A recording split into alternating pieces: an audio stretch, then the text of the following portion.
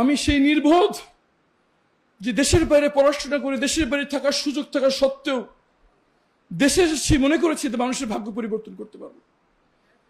আমি সেই নির্বোধ যে আস্থা রেখেছিলাম বাংলাদেশের বিচার ব্যবস্থার উপর। আমি সেই নির্বোধ যে বিশ্বাস করতাম আমাদের এই সংবিধান আমাদের অধিকার দেওয়ার জন্য যথেষ্ট।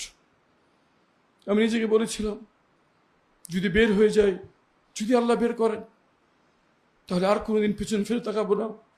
স্ত্রী সন্তান মাকে নিয়ে চলে যাবো এই দেশ থেকে। যে আমার সাথে মানুষ তো দূরে থাক, পশুর অধিকারটুকু আমাকে দিচ্ছে না।